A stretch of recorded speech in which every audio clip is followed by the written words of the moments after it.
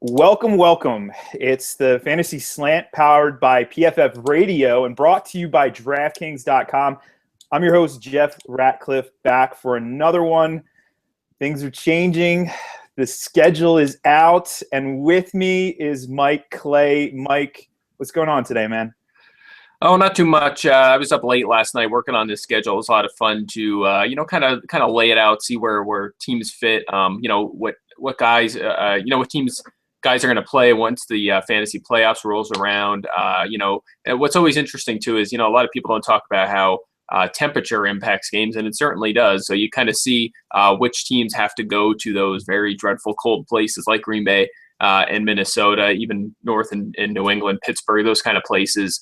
Late in the season, those are tough games. So, I was taking a long look at that, and our projections on the site are updated with all of this stuff with our new schedule. Jeff did his IDP today. I did the offense last night, so it's all up there, and you could kind of see what the impact is of the schedule throughout the league. Yeah, it's interesting when we do these. A lot of people think that you just take the season-long projections, you divide them by 16, and there you go. And obviously that's not the case. I mean, we're factoring in all the matchups. And Mike, I always think it's so interesting because when we do our initial run of the projections, we base it off of last year's schedule. But I don't know if you experienced this on your end. I didn't take a close look at the offense, how things change. But just looking at like sort of subtle changes, team defense, the schedule bumps a team up a spot or two, bumps another team down, happen at linebacker, happen at safety, at defensive end. So I don't know if you were seeing some of that, but for me, it's always so fascinating to see how those subtle shifts in the schedule actually have these sort of ripple effects. Yeah, definitely. I mean, you look at teams last year that had horrible schedules, like Oakland, for example. They had their hands full last year with that extremely tough schedule. I mean, you look how Derek Carr performed. Not very good. He wasn't very good as a rookie. His touchdown interception ratio probably good considering the schedule, but otherwise, he just didn't get much yardage out of his throws. He didn't have a lot to work with, of course, but they did have a very, very tough schedule. And then you flip to 2015, you kind of have the impact of this new schedule. And you look at a team like the Falcons. A lot of people are talking about them, so this isn't a particular surprise. But I'm projecting them out. And again, we're looking at this from a fantasy perspective. So it doesn't really matter wins and losses necessarily, although certainly it impacts if they're going to be able to run the ball more in the second half. But from a fantasy perspective, the Atlanta offense does have the easiest projected schedule. I don't really use just 2014 records or 2014 numbers. I come up with, I evaluate each offense and defense and decide, which ones are going to be good, which ones aren't. And obviously that'll change throughout the offseason. But the early indication is that Atlanta is going to have a pretty nice schedule.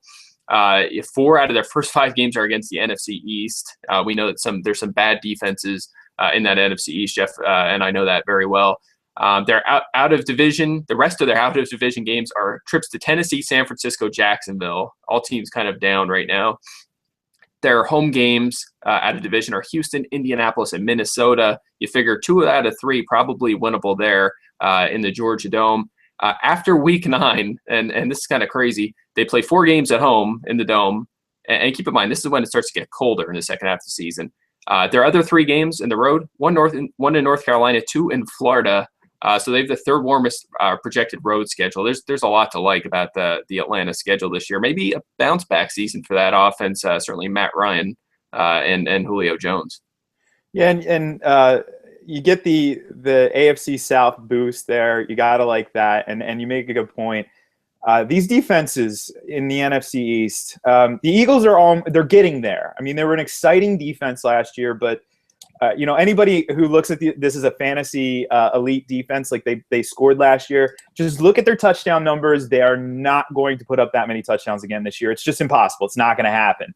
But, they're a few pieces away from really being a complete defense. That secondary still needs a lot of work. New York Giants, linebacker has been a weak spot there. They really haven't had Jason Pierre-Paul take that next leap to that elite level edge player that they thought he was going to be. Dallas sort of outkicked their coverage last year from a defensive standpoint. Getting Sean Lee back this year helps, but still there's a little bit to go there. And then Washington as well. So, I mean, that's just a great setup. for Atlanta. And Atlanta's a changing offense, Mike. You know, we have Kyle Shanahan in, and we've seen what Shanahan can do in situations where maybe he doesn't have the best pieces. So here he does. You know, he obviously has one of the league's better younger not young anymore, but younger quarterbacks. Now with the age of quarterbacks being as old as it is at that high end.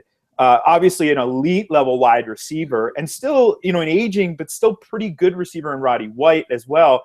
So, you know, I mean, I guess putting this all together and for fantasy purposes, what are your thoughts here, you know, in general? And I'm thinking too, like, this running back position is pretty interesting. So what do you got?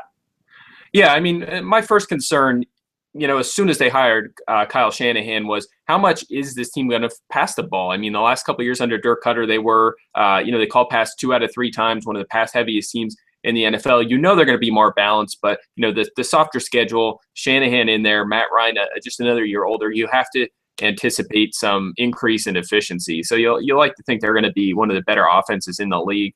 Of course, with the softer schedule, likely comes more leads in the second half. You know, we don't really know how good the Atlanta defense is going to be, but, you know, regardless, they're going to be able to beat a lot of these teams. They're going to be in the lead or competitive. So that really makes me look at, you know, you alluded to it, the running back position. Who's it going to be, though? That's the big question. You know, are they going to go for Todd Gurley, Melvin Gordon, another one of these rookie backs, and just slide them right in there as a starter?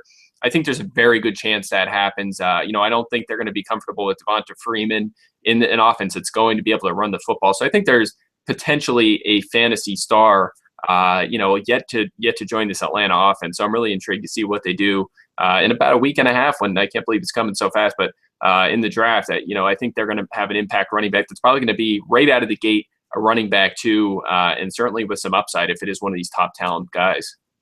Yeah, just to plug that draft a little bit too, Mike, if you hadn't paid attention to what Mike does on draft nights, especially the first round, he's live tweeting projections. I've since followed suit. I'll do the same thing on the defensive side of the ball for any fantasy relevant players. We're going to be throwing those numbers out there. We're also going to have a live blog going for fantasy purposes at Pro Football Focus. So lots of stuff going on there. It's madness. It's complete madness, but it's so much fun. And Mike, you know, all right, Devonta Freeman, a guy who last year I was actually really high on. You know, in our staff league, you know, we always pull back the curtain, tell you guys a little bit about our staff league.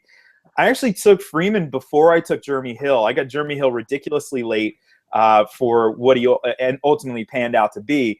But high on Freeman. But here's the problem with Freeman is he a 3-down running back? I just don't necessarily see that out of him. He doesn't have that body type. Whereas somebody like Todd Gurley, well, yeah, he does. And the Falcons sitting at number 8. When you look at some of the teams ahead of him, could Gurley go ahead of him? I mean, I'm not going to rule it out, but it almost seems like the you know, reading the tea leaves, that would be one of the perfect spots for Gurley to come off the board at that number 8 spot. Gurley, maybe not a Peterson level talent, but he's one of the better running backs that we've seen. You know, go back if you get a chance, watch some of this kid play last year. Now, obviously, he didn't get the whole season in there, but elusive, big, strong, 3-down ability. You know, can do pretty much anything and everything. And Mike, we've seen this before where rookies will step in. They're fresh. You know, they don't have the wear and tear of multiple seasons in the NFL under, you know, on their resume, and they produce. So this could be a situation where there's a lot of fantasy value to come, and you would expect certainly that there's something that's going to happen here for the Falcons at the running back position. But Mike, you look into the rest of the schedule. I mean, it's so much when you look at all these games. Last year, I actually sat down. I predicted wins, losses for every single game, and then predicted the playoffs as well. And I was surprised at how well I actually did at the end of the year. So I'll sit down and probably do that again. But Mike, there's so much, just so much. So what else are you seeing that really sticks out to you? Good, you know, softer schedules, maybe more difficult schedules on the 2015 schedule. Yeah, and just to kind of you know, expand on what you're talking about predicting wins and losses, we currently have that tool on the site, the custom rankings tool. If you've ever been there, if you're a Fantasy Gold subscriber, and you can now go actually through each box score. You can actually go to Week 1 right now, click on New England against Pittsburgh, for example, and look at the projected box score. The scores in there, you know, the projections are organized to show the quarterbacks, running backs, defense, everything you want. We're still wrapping up the kickers and returners there, but they'll be updated throughout the season after the draft, up through the preseason, week 16, you'll be able to see week 17, and of course we'll do the playoffs as well. So it's a really neat feature, and we're actually updating it here soon to show projected records for every team based on our projected win-loss total. So that's going to be an awesome tool, and I'm interested to see how that does. It's a nice little feature there. Always stuff like that, very useful in fantasy if you're looking for flyers during bye weeks, that kind of thing. Look towards games where there's a lot of points projected. A lot of people looked at Vegas lines. We're going to come up with our own lines essentially this year by projecting points scored in each game. So something to keep an eye out this season. You mentioned the schedule. You look at, and I was kind of our buddy Michael Fabiano over at NFL Network mentioned this on TV last night during their schedule recap show with Rich Eisen. I was kind of tweeting last night the coldest and the warmest schedules, projected schedules for this year. And it was kind of, a lot of people kind of reacted as if, why, you need a vacation. What are you doing? Why are you looking at warm and cold? And it's a factor. I mean, if you look into yards per carry, you look at completion rates, that kind of stuff. You look at projected touchdown totals. The weather matters. Location matters. Are you indoor, outdoor? What's the weather? Is it freezing out? Is it warm out? So, it doesn't matter in every category, but in enough to make it relevant. So I looked a little bit at that last night. It is Cam Newton. The Panthers have the warmest projected schedule, 68 degrees on the road this year. The Rams have the coldest at 53 degrees. Of course, the Rams play in the Dome at home, but they're going to have their hands full on the road. If you look at all the games, the Vikings have the coldest projected schedule at 52 degrees. No surprise. They play outdoor in Minnesota. It's going to be freezing up there. The Buccaneers, of course, they play in Florida, 70 degrees. They have the projected warmest schedule.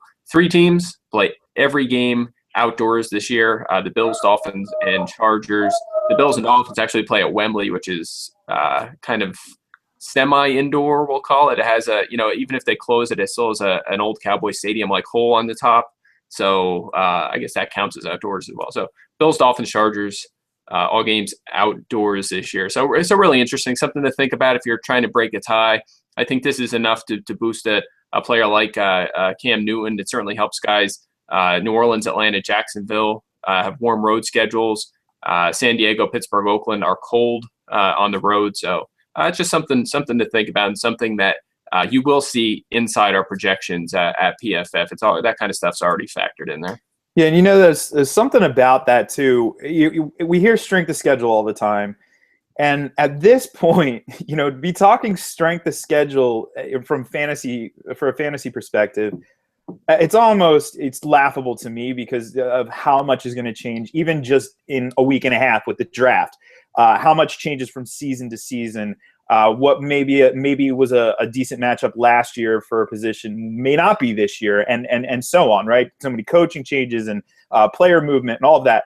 But the weather, that's an interesting factor, and that's something maybe we should be paying more attention to than we actually are. These players playing outside in cold weather in December, when we have our fantasy championships, absolutely something that could break some ties. Now, Mike, Philadelphia, all right? So we're in Philadelphia. We're always looking at this, anything and everything Philadelphia Eagles related. And I actually threw this out there. I looked at this schedule, and it was just really quickly last night, just my first reaction, right? And I look at the Eagles schedule, and I say 10.5 wins. And you said that you think that's pretty spot on. Now, where does this Eagles schedule rank in the grand scheme of things? Just to be, we're homers here. We're going to be homers for a minute. So you think this is a stronger schedule for the Eagles? Because I actually really like what I'm seeing for the Eagles on paper here. And then that bodes positively for fantasy purposes as well. Yeah, I think it's less of a factor from a fantasy standpoint. I mean, they do have a few tough defenses on there. You look towards week 12 to 14, they have trips to Detroit and New England, and then Buffalo at home. I mean, those are some pretty tough defenses. Arizona as well, they have at home down the stretch. Of course, Arizona is going to be coming all the way west for that one, so that's going to be tough. They only play 3 indoor games, and one of them is Dallas. And another one I mentioned, Detroit. Of course, the first one is the Atlanta home opener. But yeah, I mean, like you said, overall from a team standpoint, it does look like a 10-11 win team. Of course, that's not overly bold when you consider Chip Kelly at 10 wins each of his first 2 seasons. But, they don't have a West Coast trip. The furthest away from the link they go is Dallas. Otherwise, they're mostly in the Northeast. So it's a pretty favorable schedule, I'd say. And I think you have to look at the Eagles. They're a team that want to run the football. We saw that when they got the bulldozer running backs and Matthews and Murray during the offseason. They want to run the football more, and this schedule I think allows that. I think they're going to be able to run it a lot in the second half. And that kind of a lot of people jumping on the Sam Bradford bandwagon.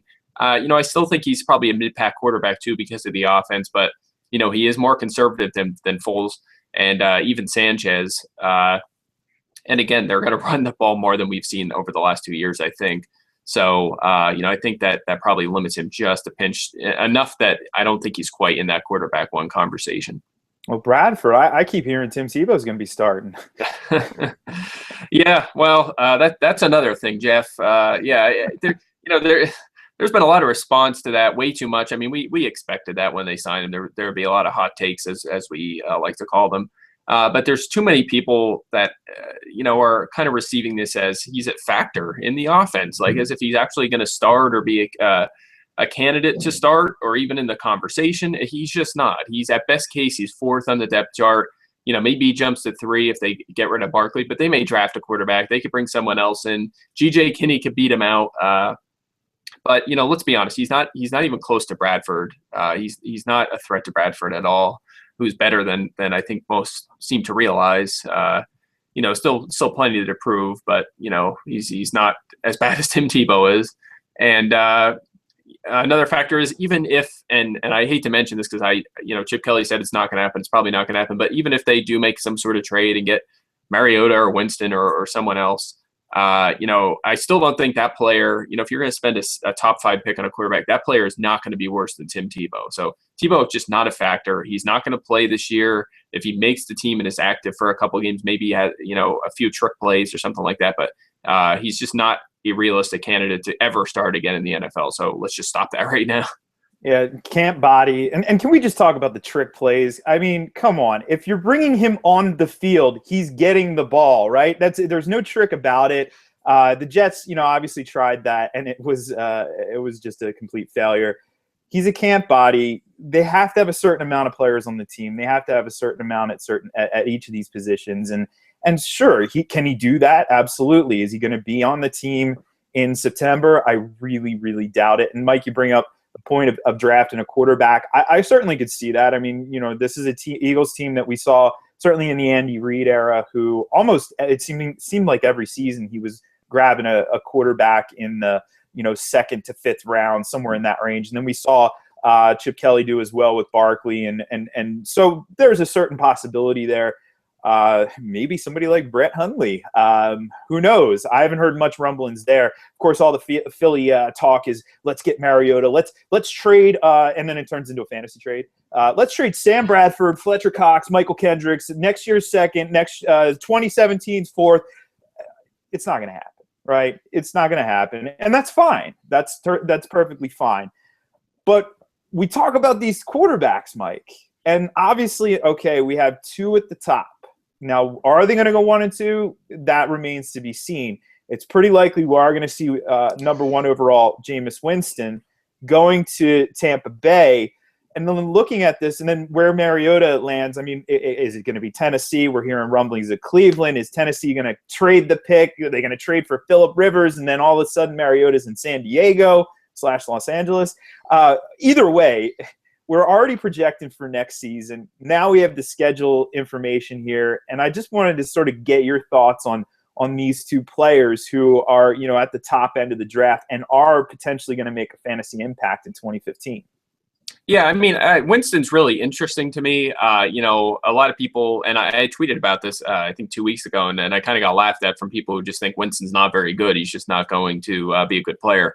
But I think if Winston plays 15, 16 games, I don't think it's crazy to suggest he throws for 4,000 yards. I mean, it just doesn't happen very often, but you look at that Tampa offense. I mean, first of all, they're not built to run the football. The O-line needs work, and they don't have a very good running back situation. In fact, their best running back is Charles Sims, who is a passing down back. You want him out there on passing downs. That's part one. Part two, Tampa Bay probably not going to just turn it around from last year. They're probably going to struggle a bit this year. If they go 7-9, 8-8, that's probably a success for them here in 2015. So that means lots of throwing in the second half. That's two. Number three, the weapons he has: Vincent Jackson, Mike Evans, both deep threats, both big guys. Should be able to catch a lot of touchdowns. They obviously do a lot of work downfield. And then he has emergent Austin Seferian-Jenkins, also a big guy there at the tight end position, who's ready for a year or two leap. Was already playing a majority of the downs last year, but had a few injuries that really cost him from emerging. So I think there's a lot to like. It's just, with more and more passing, it sounds crazy to suggest that Winston could be, borderline top 10 in the NFL in passing yards, but it's just not out of the question anymore, especially if he is up to the task. And then, and I'll mention Bortles as well. I don't think Bortles we'll see where he lands. I don't think he has near the passing upside as Winston does this year, but I think he will run the ball quite a bit more. I don't think that's a surprise. Certainly enough that, certainly, and I keep saying certainly, that's my word of the day apparently, in leagues where it's 4 points for a passing touchdown, he has that advantage of his legs. I mean, you just don't see a lot of guys running for 500, 600, 700 yards. He's a candidate to do that if he plays 15 or 16 games. So, I think both of these guys are definitely going to be in that quarterback 2 conversation because of their upside and because they're probably going to be good bets to start week 1. Yeah, the Mariota comp from a fantasy standpoint, maybe initially sort of a similar profile to Russell Wilson. Now, I'm not saying he's going to be a top 5 fantasy scorer, but the way that he scores is going to be very similar to Russell Wilson. And you mentioned, I think you mistakenly said Bortles, but you meant Mariota. But I just wanted to throw a couple things out there as well for the Bucs. The Bucs, okay, we look at this team on paper and it's really nothing special. And you're right, that's probably a ceiling of that 7, possibly 8-win season. I don't even know if we'll see that. There's going to be a lot of opportunity here. And yeah, Evans, Vincent Jackson there. But, one name on this depth chart who is intriguing to me just because of last year doing all the prep for the rookie work is Robert Herron. Herron coming out of Wyoming. He's a smaller guy. He's a slot receiver. I don't see him as being fantasy viable, but I do see him as potentially contributing to this offense in now his second season and just being one more potential weapon for Winston to pad those numbers. So I think he's an interesting player. But Mike, you mentioned Bortles. I actually kind of want to talk about this guy who came out, and I just got all Gruden on everybody. This guy, I want to talk about him because he came out and he's like, well, I played a little fat last year, which cracks me up that he actually says that. He's talking about, or he's working right now on, improving, obviously, because he does need to take a step forward from last year. But one of the players you particularly like is Allen Robinson, which absolutely I agree with you, is a player I was high on last year coming into the draft out of Penn State. One of those maybe came into the NFL with a closer to his floor than he was his ceiling, and we saw that improvement over his rookie season. So, taking stock of what's going on in Jacksonville, Bortles losing some weight. I mean, what are your thoughts about the Jags here? Yeah, I mean, I'm interested to see what happens with Justin Blackman. I mean, I definitely think that impacts Robinson's, share of the targets. I mean, if Blackman's out of there, all of a sudden they become a little bit less intimidating. Robinson, Lee, Hearns, Sanders. I mean, obviously they're going to have to add a wide receiver if Blackman's not going to be in the plans. Of course, they have Julius Thomas, Mercedes Lewis. They have some options there.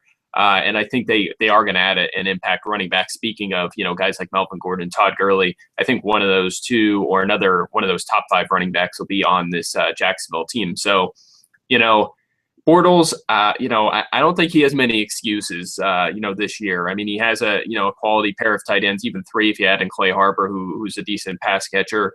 The receivers are going to be there. He's going to have some running game support. The defense is only going to continue to get better under with Gus Bradley running the show. So I think he needs that second year leap. If he struggles like he did last year, I don't know what to say. It's going to be another Blaine Gabbert situation. I guess they're going to have to look to a quarterback next year. But I don't think he really has many excuses. This is an offense that has to take a leap forward in 2015. And from a fantasy perspective, if he can just improve a little bit, he's going to be on the QB2 radar, probably mid-pack, just because he also runs the ball quite a bit. So, he's going to be a candidate to run the ball 60, 70 times and score a couple touchdowns. So that obviously, again, in 4-point leagues, which, are becoming more and more popular, that adds to his value. I always make this kind of comparison that many overlook, but if you look at Peyton Manning, he's going to get you probably negative rushing yards over a full season and not score a rushing touchdown. If you have a quarterback that averages 40 rushing yards a game, that's another touchdown. So that player can afford to throw 16 fewer touchdowns than Peyton Manning and still make up for it just with rushing yards. And that's why you cannot overlook even bad quarterbacks running the ball, because it makes up a lot of points and puts them right on that QB2, maybe even the QB1 radar for some passers out there, like a Robert Griffin or a Colin Kaepernick are prime examples for this year. So. Again, I'm expecting Jacksonville to take a step forward this year, pretty much because they have to. If they don't, they're going to have to readdress that quarterback position next year. Somewhere, Blake Bortles just cringed being potentially compared to Blaine Gabbert. Hey, I just compared so I can't say his name now. Who am I trying to say? Mariota. I keep wanting to say Bortles for some reason. That's not good, Jeff. That can't be good. Yeah, you don't want that comparison. I mean, sorry to Blaine Gabbert, but for fantasy purposes especially, or NFL purposes, you don't want that. Now, okay, so we go running back, but this is pretty interesting actually. If you look at this, Jag sitting at number 3 overall. If it goes quarterback, I don't see a running back coming off the board there. I mean, I could certainly see them going with Leonard Williams, who some people say is the best player in this draft. He's certainly the highest rated defensive player in this draft. So I could certainly see that, and maybe they don't address the running back position there. But this draft, if you're in dynasty leagues, by the way, we're going to be, continuing to look at all this. We're actually going to, right after the draft, Mike and I will have a fantasy slant episode where we just look at all the rookies. And this draft is an awesome draft for wide receivers. Again, maybe not as good as last year at the top end, but still very deep. And it's a great draft for running backs. So maybe they get a running back later on. There's going to be plenty of running backs second, third round. So second day running backs, even third day running backs who could potentially make an impact as soon as this year. But Mike, I want to pause because I want to talk about baseball. What is baseball? On this show, we don't really pay much attention to other sports, but if you play fantasy sports, you probably do pay attention to other sports, and it's baseball season. It's finally here. And huge cash prizes are being won every single day at DraftKings.com, the official daily fantasy sports partner of Major League Baseball. Daily fantasy means no season-long commitments. Why wait to the end of the season when you can win big money tonight? It's like a new season every time you play, so you're never stuck with injured players, poor performers, working the waiver wire, all that stuff. You just pick 2 pitchers, 8 positional players, stay under the salary cap, and you could win. In fact, last season, Peter Jennings, not to be confused with the television anchorman, won $1 million playing fantasy baseball at DraftKings.com. Hundreds of thousands of fantasy sports fans just like you have cash at DraftKings. Now it's your turn. Hurry. Right now, hurry. Go to DraftKings.com. Use the promo code PFF. To play for free to win part of $300 million being paid out this baseball season. DraftKings.com, the official partner of Major League Baseball. Use the promo code PFF, folks. Go there for a free entry right now at DraftKings.com. That's DraftKings.com. Mike, let's get back into it after that commercial break. Make some money for football season. And you could use all of our tools, and you'll have an arsenal there of funds that you could use to take our advice and what we say, triple, quadruple your account over at DraftKings. So yeah, great partner. I love them guys, and a lot of fun over there. But I'm not a baseball guy, but hey, if you're gonna play, why not play some daily? Then you can take a few weeks off if you want to play some more. Yeah, and the best part about that, and I've had this complaint from some folks. who play fantasy baseball. Like I don't play fantasy baseball. The other sport I dabble in fantasy basketball, but I'm in a friend league. That's it. Otherwise, it's just football and it's year round. But I have friends who play fantasy baseball, and their main complaint is at the end of the season when they're in the playoffs for their redraft leagues, it's draft season for the NFL for fantasy football, and they sort of lose focus on baseball. You don't have to worry about that when you play at DraftKings. You can play for a little. Maybe you only want to play for like a couple months stretch of the season. You can do that. You make your money. You save it for the NFL season. Use our tools. Use our columns. Last year we started to delve a little bit deeper into some of the daily fantasy issues. It's not just here's who I'm starting. It's here's some of the percentages owned. Here's some of the trends that we're noticing. We're factoring in matchups. We're using our tools. So much there, and the way to get in on it, just use that promo code PFF and get started here. But back to the NFL, and I still want to I want to talk a little bit more about this schedule. We looked at hot and cold. We looked at one of the softer schedules. We looked at a couple of these teams who could be completely reshaped at the quarterback position in the draft. How about on the tougher side of things? Are there any teams that stick out to you as you were looking through this new schedule that could potentially be really tough for players, at various points of the season or throughout the entire season? Yeah, I mean, I think you definitely have to look at Baltimore. They come in on the opposite end of Atlanta. Baltimore has what I would say from a fantasy perspective is the toughest schedule this year. That's bad news from them. I mean, they have some big question marks on that offense. Running back Justin Forsett's about to turn 30. They need some talent at that position. Wide receiver Steve Smith is, I think he's like 52 now, and they lost Torrey Smith, so they need an injection at that position. Tight end, who knows what Dennis Pitta is? Is he ever going to play again? We don't know that. They need an injection at that position as well. And then they have, a very tough schedule. They already are, we'll say, an average scoring team, but they only have the one indoor game. That's at Arizona. They also go to Denver to start the season. When it gets colder, they have trips to Cleveland and Cincinnati. They also have a road trip to Miami, week 13. Miami's an up-and-coming team there, I'd say. Down the stretch, there are 3 home games during the fantasy playoffs. 14, 15, 16 are against Seattle, Kansas City, Pittsburgh. At least 2 of those defenses are probably going to be good. Pittsburgh probably not going to be an easy matchup. So if you're drafting Ravens, okay, they got them at home. That's the good news, but that's not ideal. Seattle and Kansas City, 2 of the best defenses in the league last year. They also have an early game with Cincinnati. They play the Rams at home. That's another quality defense. So the Ravens have their hands full this year. I don't know if I would be touching anybody on that offense. I don't know, maybe Steve Smith just because he's going so late. But it's just not it's not an offense you really want to be a part of this year. Yeah, maybe if you go with Smith, looking back to last year as well, and I think I mentioned this on last week's show. Older players, I mean, hey, they're great in September and October, but as you get into the thick of things, the end of November, post-Thanksgiving, they tend to fade. So one of the strategies you could do, or one of the strategies you could use in this type of situation is if you do draft that guy, hey, if the value's there, there's a breaking point for every single player in terms of value.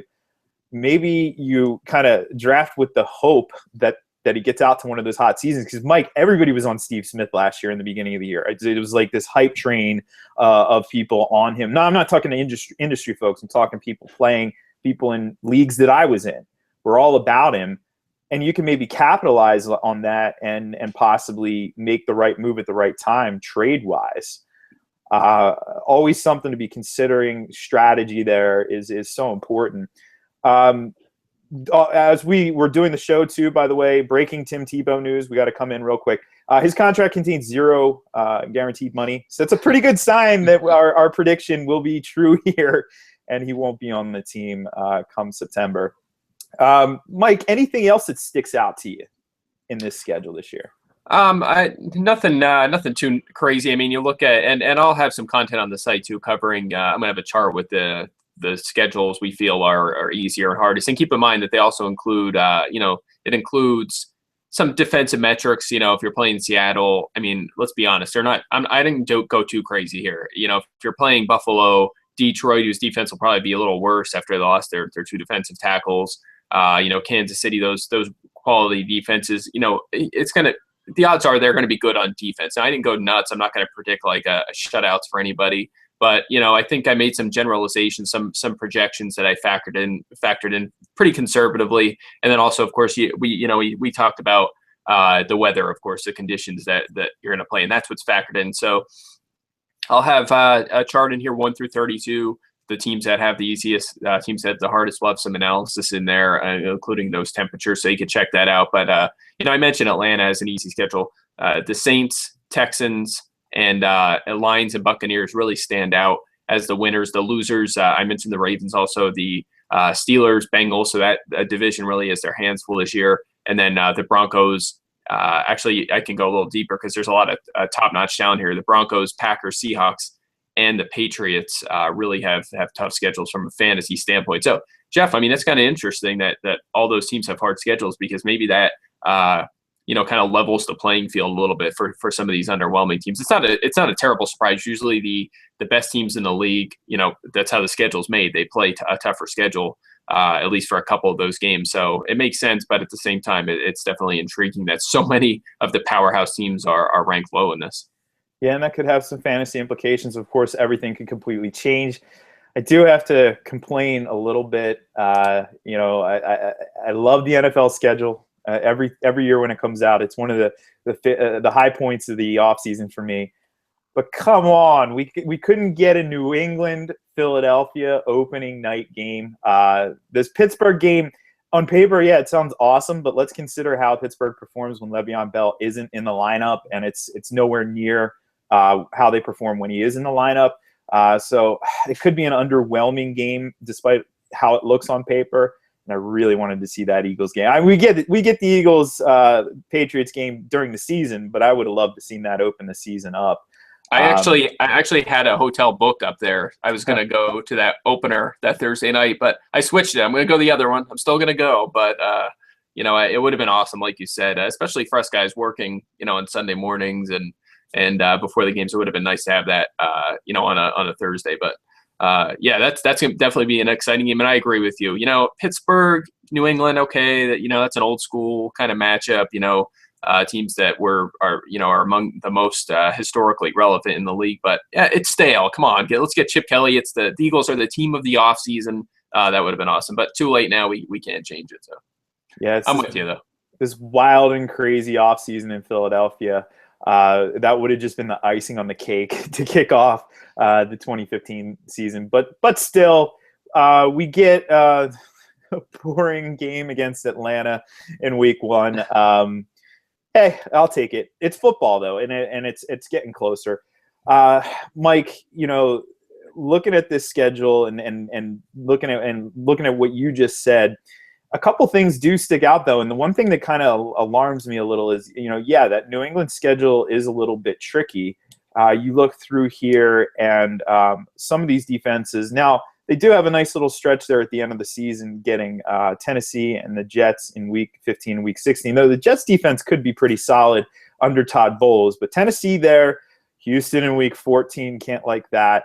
But for a player like Tom Brady, now let's remember, last year we saw him, maybe regress a little bit. He's still a QB1, but over the first month of the season, he was outside the top 20 in fantasy production. And I actually was in leagues where people were dropping Tom Brady. So do you have any concerns that he continues this backslide, or do you think he's going to kind of stay where he is presently for maybe the next season or two?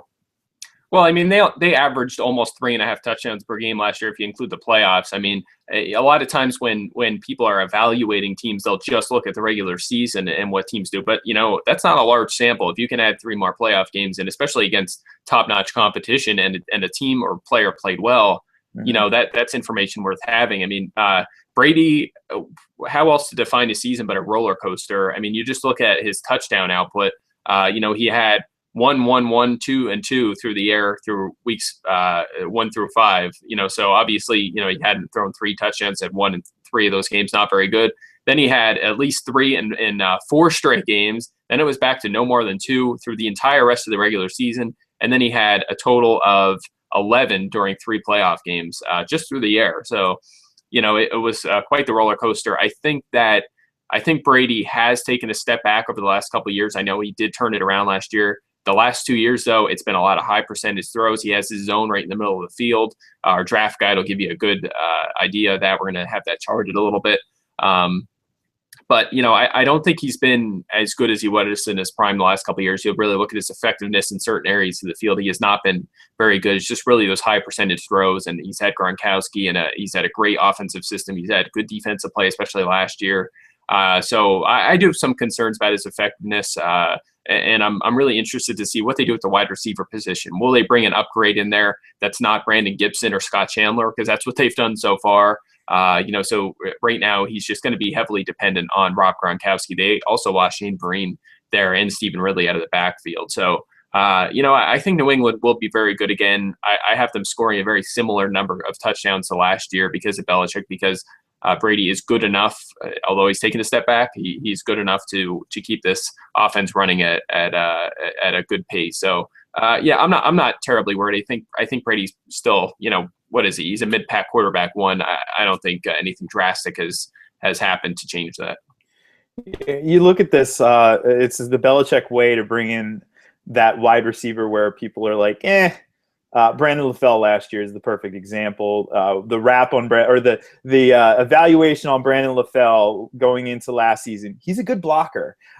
So that really wasn't saying much about him from a football standpoint, and he managed to produce. So hey, maybe one of these players is that version in 2015. LaFell obviously still in the mix, but the running back position is concerning. When we look at this, right now they have LeGarrette Blount, Brandon Bolden, Jonas Gray, James White, and Travaris Cadet. None of those names really pop. I mean, not that they've really had that over recent seasons, but you might expect that there's a potential they might address that position in the draft. Who knows? But I think that's a fair assessment. I do. As much as the Brady love in me still exists, it's actually probably one of those players. He's one of those players you can get at a decent value, very likely in that quarterback tier of the mid QB1s. The other player too, and the other schedule that you mentioned, as we're going to wrap things up, but this will be our last topic of the day. Denver, and that was one schedule I didn't really look at very closely until you just mentioned that a couple minutes ago. And I'm glancing here and I'm looking through some of these matchups, and I don't see a lot of good ones. I mean, they get Oakland in week 5. Cleveland's not the worst defense either. Indy, in week 9. Chicago in week 11, that's going to be a defense trying to find an identity. San Diego is very similar in week 13, but a lot of these matchups are tough. What about Peyton Manning this year? Obviously, news coming out, and this isn't a big surprise, more of a balanced offense. They were much more of a balanced offense last year. We know the zone blocking will be in place for C.J. Anderson in that backfield. But Peyton Manning, thoughts about Peyton Manning this year? Are we going to see him perhaps be more of the second half of the season Peyton Manning than the first half of the season Peyton Manning from last season? Well, first of all, I think that I would not read too much into the more balanced offense. I mean, again, like you said, they already were that. They actually operated a slightly pass-heavy offense each of the last 2 years with Manning there.